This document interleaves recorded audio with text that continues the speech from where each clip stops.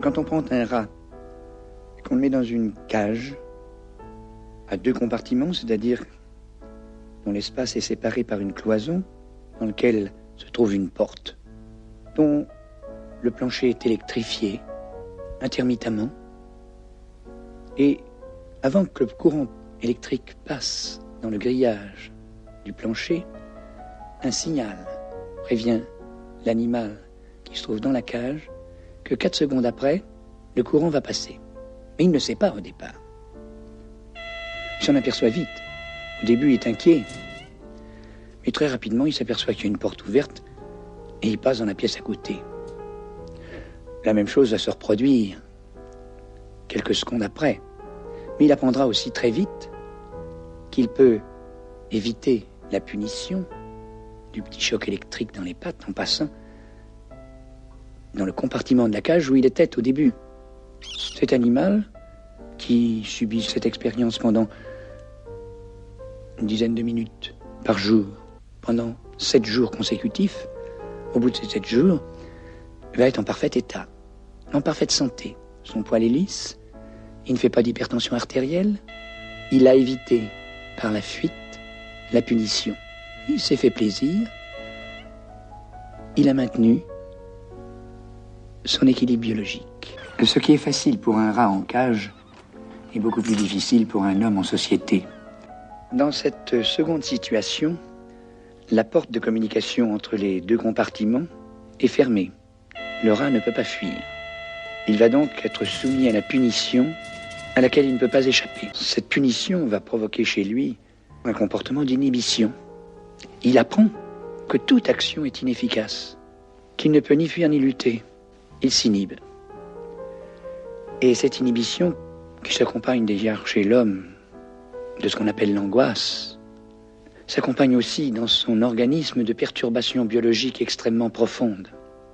Tu sais bien que si un microbe passe dans les environs, s'il en porte même sur lui-même, alors que normalement, il aurait pu les faire disparaître, là, ne pouvant pas, il fera une infection. S'il a une cellule cancéreuse qu'il aurait détruite, il va faire une évolution cancéreuse.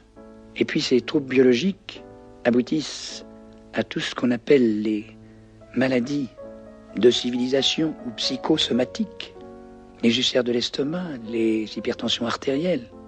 Ils aboutissent à l'insomnie, à la fatigue, au mal-être. Dans cette troisième situation, le rat ne peut pas fuir.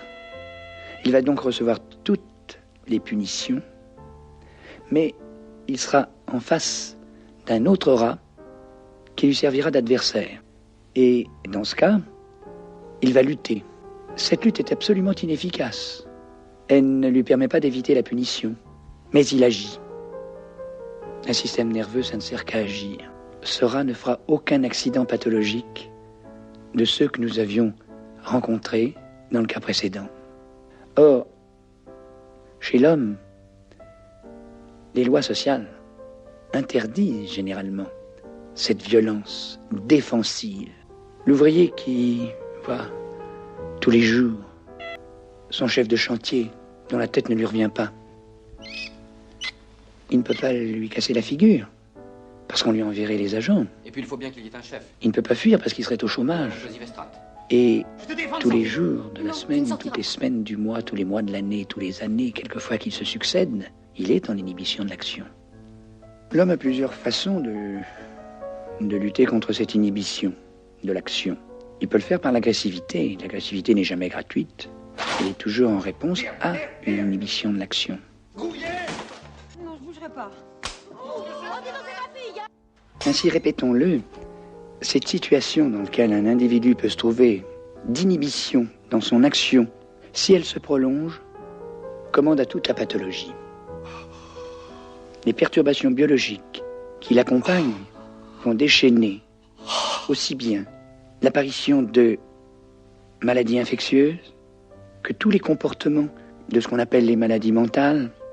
Quand son agressivité ne peut plus s'exprimer sur les autres, elle peut encore s'exprimer sur lui-même de 2 façons. Il somatisera, c'est-à-dire qu'il dirigera son agressivité sur son estomac, où il fera un trou, un ulcère de l'estomac, sur son cœur et ses vaisseaux. Il fera une hypertension artérielle, quelquefois même des lésions aiguës qui aboutissent aux maladies cardiaques brutales, les infarctus, des hémorragies cérébrales, ou des urticaires, ou des crises d'asthme. Il pourra aussi orienter son agressivité contre lui-même d'une façon encore plus efficace. Il peut se suicider.